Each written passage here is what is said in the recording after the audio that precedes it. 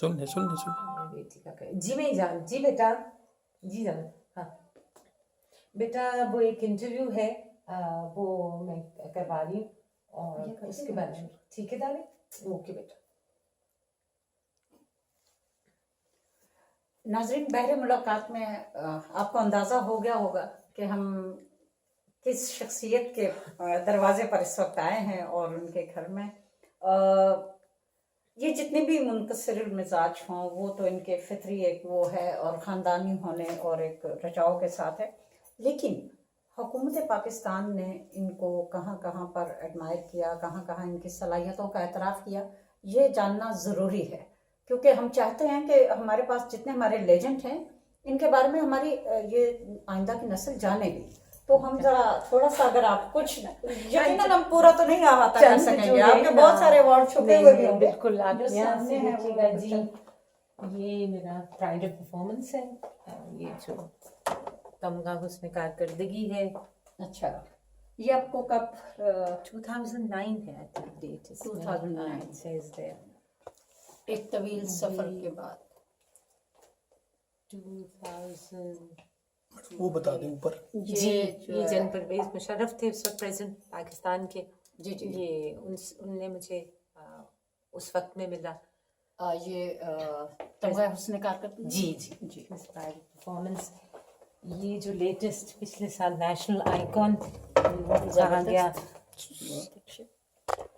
नाजरीन, ये बहुत थोड़ी चीज़ें हैं जो आपको दिखाई दे रही हैं। इनके एजाज़ात, इनका सबसे बड़ा एजाज़ तो वो हमारी और आपकी मोहब्बत है, लेकिन इनके और एजाज़ात भी हैं जो इन्होंने यकीनन किसी कोने खुदरे में छुपा रखे होंगे। ये पायनियर्स ऑफ टेलीविजन का है, आई थिंक जबरदस्त। 43 इयर्स हुए थे और ये टीवी को।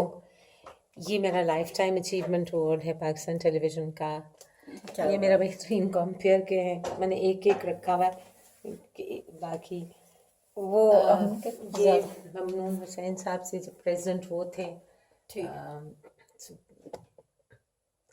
ये साउथ एशियन विमेन अचीवर्स का अवार्ड है। ये इसमें से है पुलिस ने, मैं पता नहीं क्यों समझा कि मैं अच्छा यानी चाहिए, ये फैजाबाई जी वहाँ के हैं।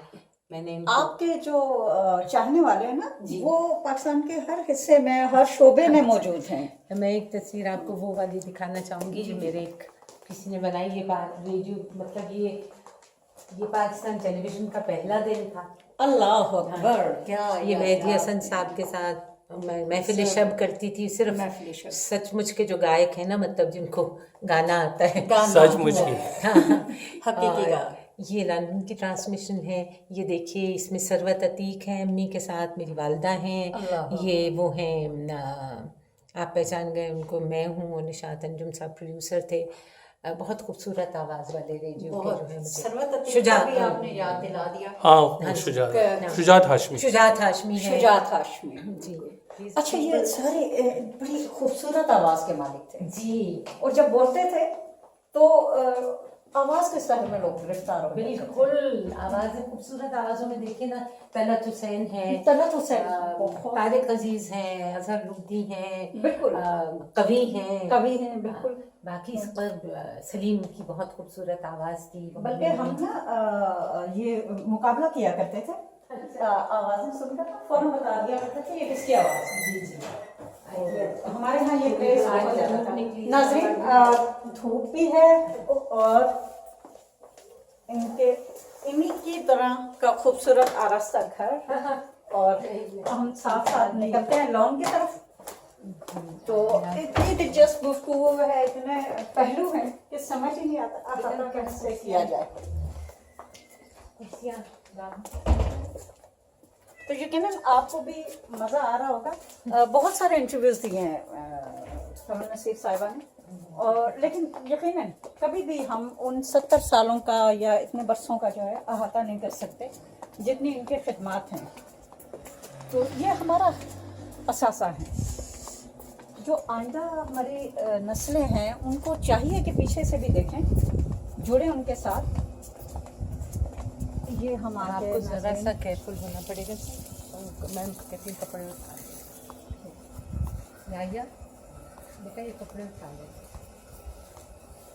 नाज़िम, हम मैडम के लॉन में आ गए। वो हटा लो बेटा वहाँ से। हाँ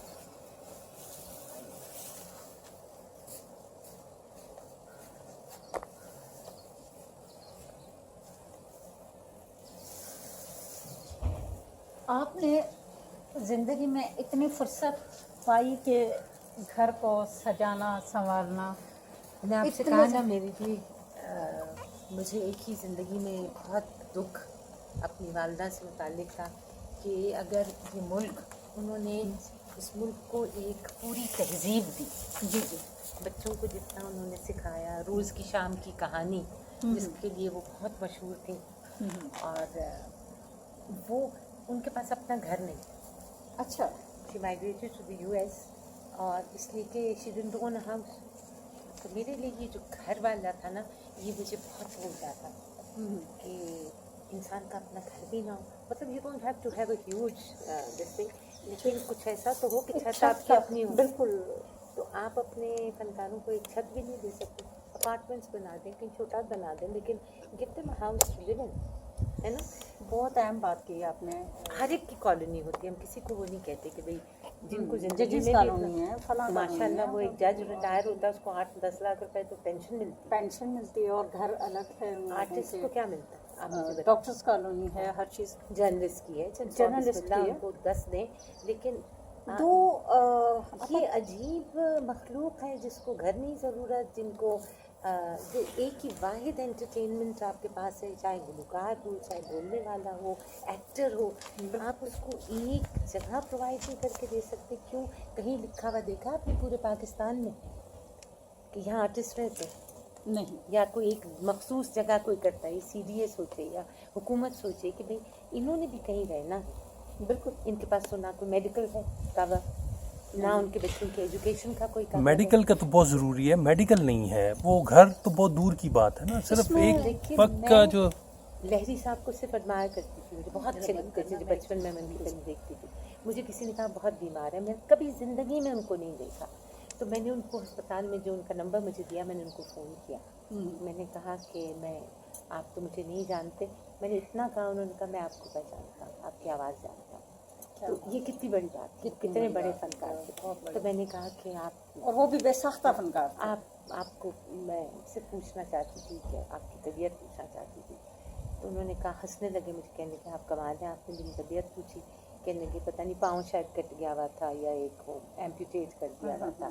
उसके बाद बेचारे कहने लगे उन 2-4 बातें जो मुझसे थी, वो मुझे इतना, मैंने हमेशा से चाहा कि भाई कुछ ऐसा मेरी ज़िंदगी में हो जाए कि मैं देखूँ कि मेरे जो साथी हैं,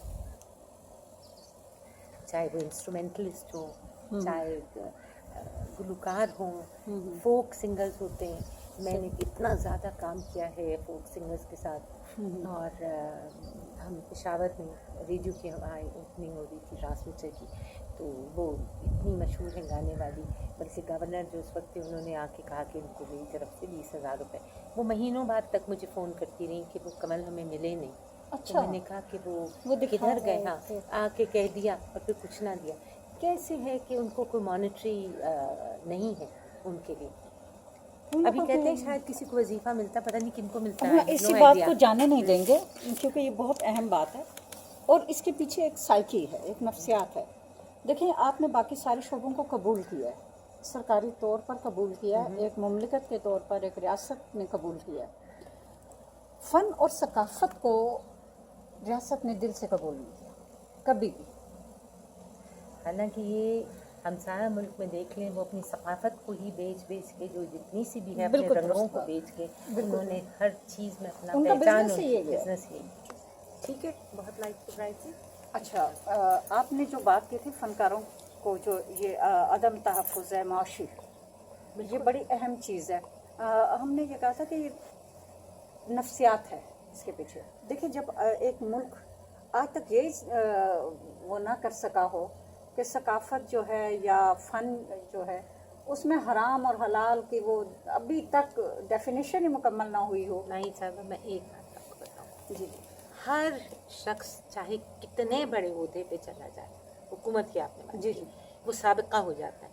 बिल्कुल हो जाता साबिका वजीर, साबिका फुला, साबिका जज। है। जी जी बिल्कुल, आर्टिस्ट कम वक्त तो साबिका होता ही नहीं, कभी भी नहीं होता, वो वो रिटायर तो हमेशा हो रहता है। बिल्कुल। वो तो आपके पास एक ऐसा एहसास है जो कभी किसी के आर्टिस्ट का लिखा तारीख जिसको आप लिखेंगे साबिका तारीख, कभी भी नहीं, वो अभी भी प्रोग्राम भी कर रहे हैं। नहीं, मतलब आप सोचिए ना, ये साबिका नहीं होते, ये रहते हैं, बिल्कुल ठीक। ये आपकी हिस्ट्री का हिस्सा है। इन लोगों ने आपको, हमारे यहाँ कौन सी सर्कस है या इतना थिएटर वाइड है, they are the only source of entertainment and knowledge and education that you got. ड्रामे में आपको आपको अपनी सोशल इवल्स वो दिखा रहे हैं, एक्टिंग कर रहे हैं, वो आपको एंटरटेनमेंट का वाहिद मजा, और उनके लिए कुछ है ही नहीं। मैंने पीएनसी में इतने बरस काम किया, मतलब इसमें हज़ारों में होंगे शोज जो मैंने किए। मुझे अपने आप पे तो इतना नहीं, अल्लाह ने मेहरबानी, मैं एक मतलब ये मेरा रोटी पानी इस पे मुनहसर नहीं है, लेकिन वही सर्वाइवल भी वही Survival कर भी, गए हाँ। जिनका इनसार नहीं था नहीं इस था पर, इन पे। जिनका टोटल लेकिन जिनका है होना भी चाहिए, तो हमें इतना राइट भी नहीं। आप उंगलियों पे चंद एक्टर्स या गाने वाले गिन सकते हैं ना जो बहुत पैसे लेते हैं, खुशहाल हैं है ना, या खुशहाल है, अपनी मेहनत करके, अपने मनवा के अपना लोहा। लेकिन बहुत से हैं जिनके पास कोई जरिया आमदनी नहीं। अच्छा, उनकी भी जाती जिद्दोजहद है, जो जिन्होंने जो पैसा ले रहे हैं ना, उनकी भी जाती बहुत जिद्दोजहद understood है। वो They कहीं deserve उनको that। सरकार मैं तो ने नहीं ये हमारे यहाँ नहीं तो जब हमसाया मुल्क में कोई मकबूल होता है तब जाके हमें पता चलता है कि हमारे पास तो ये हीरा है। यहाँ पर नहीं करते हम उसको, उस वक्त तक नहीं मानते जब तक बाहर से वो एक ठप्पा लग के नहीं आ जाता। इसलिए ये नुसरत एक फतेह अली खान साहब के साथ भी यही हुआ, वो जब बाहर तस्लीम कर लिए गए तो यहाँ फिर लोगों ने उनको हाथों पे उठा लिया। लेकिन ये कब तक चलेगा? ये बात है ना, ये कब तक? हम नहीं होंगे, कोई हमसा होगा। ये हम बहुत टैलेंटेड लोग हैं, बहुत इतनी मेहनत करके वो आपके लिए काम कर रहे हैं, तो उनका भी तो सोचिए कि उनका कोई पुरसाने हाल नहीं। मेरी अपनी दोस्त एक वक्त में लगी एक ओहदे पे जो इसी से मुतालिक था, तो मैंने उनको जाके कहा, तो उन्होंने कहा नहीं कल्चर जो है ना वो बैक बर्नर पे है गवर्नमेंट की। तो मैंने कहा भाई ये अगले बर्नर पे फिर कब आएगा? सही। जिस पे चूल्हा आप इसी को पका पका के लोगों को खिला रहे हैं, जो आपकी पहचान बाहर के मुल्कों में आपकी आवाज़ें हैं, आपके आर्टिस्ट हैं, और उनको आप कुछ नहीं देते। कहीं नहीं लिखा हुआ कि भाई ये आर्टिस्ट कॉलोनी है, भाई इतना बड़ा, ये छोटा सा इस्लामाबाद है, लेट्स से लाहौर के मुकाबले में सबके लिए ज़मीन है। कोई एक सेक्टर नहीं है जो आप एक दे सकते और वहाँ उनको बना के दे देते। वो बेचारे किस्तों पे लेते हैं, कहीं से करके करते हैं। लेकिन और जो एम्प्लॉयज़ भी होते हैं, जो काम कर रहे होते हैं ऐसे इदारों में, उनके लिए भी वो वाली बात है, कहते हैं कि जी उसमें नहीं है, कानून में नहीं। तो आप बनाइए ना, कानून आप बनाते हैं ना, बनाएं, आप उन एक्टर्स को पहचानते हैं ना, आप गुलकारों को पहचानते हैं ना। बात यही है ना कि आप माने तो सही ना कि एंटरटेनमेंट इंडस्ट्री जो है It's वो an industry, it's part of it, हाँ। ये इंडस्ट्री है, ये आपको कमा कर भी दे रही है, आपकी शनाख्त भी बना रही है, और आपका सॉफ्ट इमेज जिसकी आप बार बार बात करते हैं वो इन चंद फनकारों के बलबूते पर है। बिल्कुल ट्रू। अदरवाइज तो अगर इनको निकाल दें तो आप तो फिर वही। अब कितने लोग माइग्रेट करके और कहाँ चले जाएं, वहाँ जाके क्या करें? दुरुस्त बात। हम लोग ये अपना एक ऐसी मुल्क छोड़ दें। नाजरीन, ये वो दर्द है जो हम चाहते थे कि इस पर बात हो। हमारे माशरे में फ़न, सकाफ़त और अदब, ये चीज़ें जो है ना इंतहाई निगलेक्टेड, दानिस्ता नज़रअंदाज की जाने वाली चीज़ें की गई हैं, और अब तक ये सिलसिला जारी है। आपको इंडस्ट्री में देखें, टेलीविज़न चैनल तो खोल कर दे दिए गए, लेकिन फ़नकार आपका अब भी कसमपुरसी की हालत में है, उसका कुछ नहीं बनता। तो हमारी भी अरबाबे इख्तियार से जो है कि अब तो कम से कम एक जहन आज़ाद कर लें और बना लें एक उन लोगों को, वरना वो सॉफ्ट इमेज कब तक रहेगा? फिर वही हो जाएगा जैसे जो गाने वाले थे वो अपने सुर पे गाते थे, अपने गले के जोर पर, अपने फन को जितनी उन्होंने महारत दी हुई थी, अब आपने निकाल दिया है वो जो कंप्यूटर, जो आप अगर बेसुरे हो गए तो वो आपको जोड़ देता है ना। तो आप ये मतलब मैं ये नहीं कहती, बस ये टेक्नोलॉजी है, सोच में मेड इट लेकिन जो सचमुच जिन्होंने आपके लिए काम किया है, जो या कर रहे हैं, या कर रहे हैं, और इतने पैशन के साथ वो कर रहे हैं, उनकी ये ऐसा मनहूस वायरस है कि ये निकलता नहीं, एक दफ़ा खून में सरात कर जाए तो ये सारी ज़िंदगी आपको माइक्रोफोन से मोहब्बत जो है ना ये तो बिल्कुल जाती है और कैमरे से मोहब्बत आपकी जाती नहीं। तो इसको जो कायम रखे हुए हैं उनकी कम से कम कदर करें, और जो बाकी हैं जो इतने फॉरफ्रंट पे नहीं आए या जिनको नहीं इतनी पजीराई मिली, उनको भी देखें। They are part of this, you know, उनका तो उनके लिए ज़रूर कुछ होना चाहिए। मैं तो इसी दुआ के साथ आप आएंगी तो मैं चाहूँगी आपके बिल्कुल हम आपकी आवाज़ इसको जहाँ तक, क्योंकि हमारा अपना ताल्लुक अदीब बरादरी से है, तो अदीब का दुख और फनकार का दुख एक है, इनको एक आवाज़ होना भी पड़ेगा। हमारे यहाँ कहीं वो निकला एक सिलसिला, एक फॉर्म निकला जी फनकार को और पता नहीं किसको जो है वो दिया जाएगा मेडिकल को। व्हाट्सएप किया था कि आप भी अप्लाई कर दें, तो मैंने कहा कि हाँ, लेकिन वो भी इब्हाम ज़दा है। एक तो पहली बात, दूसरी बात ये कि इनमें तसलसल नहीं है। एक चीज़ शामिल करते हैं, 2-3 महीनों के बाद वो खत्म हो जाती है, पता ही नहीं चलता कहाँ से हमें तो आई कभी नहीं मिला। अच्छा, नहीं, दूसरी बात ये कि वो रिस्पेक्टेबल नहीं है, वो विद द वे जो है ना, वो रिस्पेक्टेबल वे नहीं है कि फॉर्म फिल करें फिर वो जमा कराएं और अपने कवायद दें। ये कोई तरीका भी नहीं है ना कि एक सीनियर फन, चले जूनियर फनकार के लिए तो ठीक है, लेकिन एक सीनियर फनकार जो है वो अपने डाटा देता फिरे और उसको बाद में कोई परेशानी हाल ही ना हो, ये भी तो एक मज़ाक़ खेज़ सी बात है। चले अल्लाह करेगा, उम्मीद अगर हम लोगों को आवाज़ तो उठी ना। अच्छा नाज़रीन, हमारा ये सिलसिला इंतसाब कहानी का है चूँकि, और अदब इसमें ना शामिल हो तो ये हो नहीं सकता। और मैडम की चूँकि पूरी ज़िंदगी ऐसी गुजरी है जहाँ पर फनकार भी थे, अदीब भी थे, अदबी प्रोग्राम भी होते रहे, तो ये जानना बहुत ज़रूरी है कि इनकी किन किन अदीबों शायरों से और क्या क्या प्रोग्राम और कैसे गुफ्तगू हुई, कैसा पाया। मिर्ज़ा अदीब नाम ने अदीब लिया, क्या बात वो इंतज़ार हुसैन साहब, बहुत हमें उनकी शफ़क़त हासिल हुई। और फिर जैसे मैंने कहा इफ्तिखार शायरों में इफ्तिखार से मेरी हमेशा बहुत, अगर वो खातून होती मैं कहती बहनापा है तो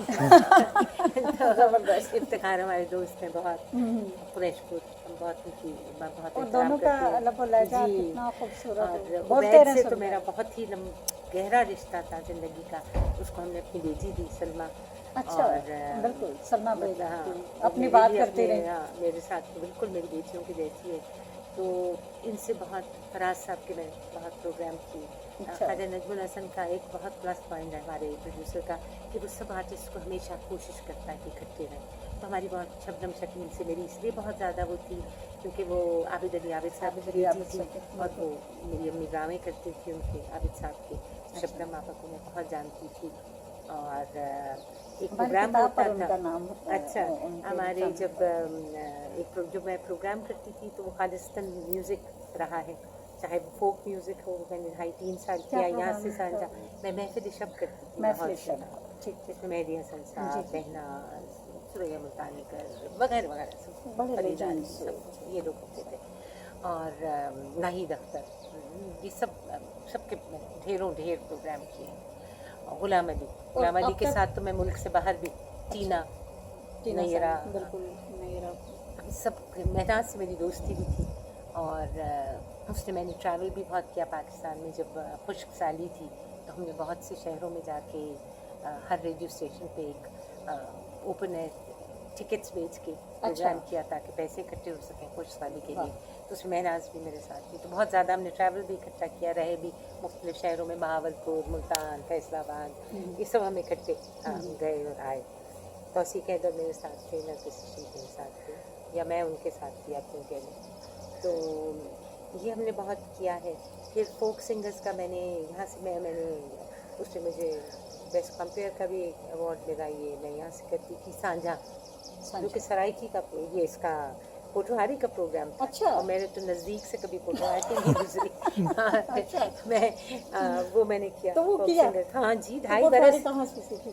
क्या किया? बस फिर मेहनत थोड़ी तो ये बात नाज़रीन कि मेहनत करते थे, जब कोई काम पड़ जाता तो फिर जुनून। मैडम थोड़ा सा वो कोई प्रोग्राम का अगर कोई पटवारी का आपको याद यहाँ पे सितार मुख्तलिफ होती है, वो सितार तो आप ऐसे नहीं कह सकते, उसका वो एक कुज्जा सा होता है, उस पर तारें लगी हुई होती है, उसमें वो कहानी सी सुनाते हैं। अब वो बेचारे किसी गांव से आए हैं प्रोग्राम में ना, और मैंने उनसे कहा है कि अच्छा ये आपको बचपन से शौक था ना, आपने ये आपकी सितार बहुत मुख्तलिफ है तो आपने इसको सीखा। अब जवाब आ रहा है जी। अभी रेड टीवी है और ये लाइव ये प्रोग्राम मतलब रिकॉर्ड हो रहा है। फिर मैंने कहा कि अच्छा आप घर में कोई और बजाता था? हाँ जी। अच्छा आपने भी किसी को सिखाया? जी। अब मेरे पास तो लोगों ने मुझे कहा आपने क्यों किया पटवारी का प्रोग्राम आपको? मैंने कहा अब ये प्रोग्राम करता कौन? फिर तकरीबन 2 प्रोग्राम के बाद मैंने सोच लिया कि मुझे जवाब भी इनको आधे अपने सवाल में ऐड करके बताना देना होगा, क्योंकि वो सीधे साधे से लोग हैं, उनको तो जी और हाँ में ही आता है ना। बिल्कुल दुरुस्त यू नो, बिल्कुल तो ये क्या कीजिए, ये तो फिर हमें वो करना पड़ा। तो ये मुश्किल प्रोग्राम भी मैंने किया। रेडियो पे मैंने आपको बताया, अंग्रेज़ी का प्रोग्राम मैंने किया, मेरे साथ मज़हर निसार, दमन जमान और ये मेरे कॉम्पेयर्स थे। 7 बरस हर रोज़ सिवाय वीकेंड के। अच्छा। तो वो भी टेलीविज़न पे ये मैंने किया। मैं यहाँ से करने जाती थी लाहौर को, हफ्ते में एक बार बायर में जाती थी ख़वातीन टाइम करने, वो भी लाइव होता था। मुनीज़ा हाशमी उसकी प्रोड्यूसर थी, हमारी GM भी थी उस वक्त। वो यहाँ से I used to fly out and do that programme. अच्छा। वो मैंने किया। यहाँ से बहुत अल्लाह उसको जन्नत नसीब करे यार, राना वो बहुत अच्छा प्रोड्यूसर थे। नीलाम घर के भी वो प्रोड्यूसर थे। जब मैं फिर नीलाम घर पे मुझे बुलाया तारिक ने कई बार, मुझे खुशबख्त ने बुलाया मीना बाज़ार में, मुझे अनवर मकसूद साहब ने बुलाया, अनवर मकसूद साहब ने बुलाया मुझे। सिल्वर जुबली था एक और जिसमें मैं सलमा यहाँ से गए थे। फिर एक्टर्स के साथ ऑफ कोर्स यहाँ से ड्रामे हो रहे थे, जैसे राहत और सायरा कर रहे थे यहाँ से, तीसरा किनारा और सब यहाँ से। तो अच्छा, वो बड़े बाहमानी ड्रामे थे जी। उनके लिखने वाले की जो सोच की गहराई है और जो फलसफा उसके अंदर होता था वो आजकल नहीं है। वो हम आज भी देखते हैं तो वो जब उस्मान पीरज़ादा और राहत जो हैं डायलॉग वो कर रहे होते थे, और सायरा जो पीछे मेरा फेम है वो मुझे बहुत पसंद है। तो उन ड्रामों में जंगार, कुछ ड्रामे हमें याद आ रहे हैं जो बड़े इतनी गहराई लिए हुए थे। पर आप फिर प्रोड्यूसर्स, फिर भाई मैं आऊँगी वापस। आप हर एक का नाम जिसका नहीं, उस्मा गिलानी कितनी अच्छी आएगी, लेकिन उसको अगर प्रोड्यूसर अच्छा न होते, बिल्कुल रामा खान, निसार हुसैन ना होते, मोहम्मद निसार हुसैन ना होते तो क्या, फजल कमाल ना होते, आगा साहब ना होते, आगा जी, आगा नासिर से तो मेरी मतलब नुसरत ठाकुर, बिल्कुल अयूब खावर जी, बिल्कुल। तो मोहसिन अली साहब, मैं TV20 कर रही थी।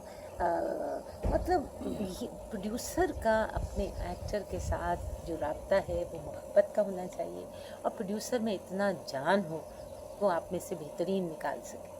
तो प्रोड्यूसर का असल तो सीखना फिर प्रोड्यूसर का वो अच्छा, सीखा हुआ होगा तो अब कितनी ज़बानों में आपने जो है वो प्ले भी और पोठोहारी, उर्दू तो है ही, अंग्रेज़ी, पंजाबी बहुत मैंने प्रोग्राम किए हैं, रेडियो से बहुत पंजाबी के प्रोग्राम किए हैं। और बस अब तो जो मेरे FM पे हैं वो माशाल्लाह सुनने वाले हैं, घोटकी से लेके कश्मीर से, मुजफ्फरगढ़ से लेके मुजफ्फराबाद, स्वात, चलास, मैं आपको कैसे मुझे तो नाम नहीं आ रहे, नहीं पूरे पाकिस्तान से ही होंगे सही पता। कुछ लोग अब सब लोग बता नहीं सकते ना कि कहाँ सुन रहे हैं। उसी में जवाब देती हूँ। मेरे एक लिसनर हैं स्वाबी से, तो मैं उनसे पश्तो में थोड़ा सा कहूँ, मतलब इस कदर खुश होते हैं। सिंध से मैं कहूँ तो मतलब आप ठीक हैं, तो कहाँ जो घर कितने आहे, तो फिर अब पटवारी थोड़ी सी बोलते हैं, पटवारी में हाँ, इसलिए तो फिर वो देखिए ना, तो फिर मुझे इस कदर खुशी होती है कि जब मैं उनको उस तरह जवाब देती हूँ तो वो इस कदर खुश होते हैं कि मैं आपको क्या बताऊँ। यकीनन। और ये नाज़रीन वो पसमानदा इलाके या यूं कह लें कि दूर दराज के इलाके हैं, जब कोई हवा के दोष पर लहराती हुई आवाज़, उनका नाम या उनकी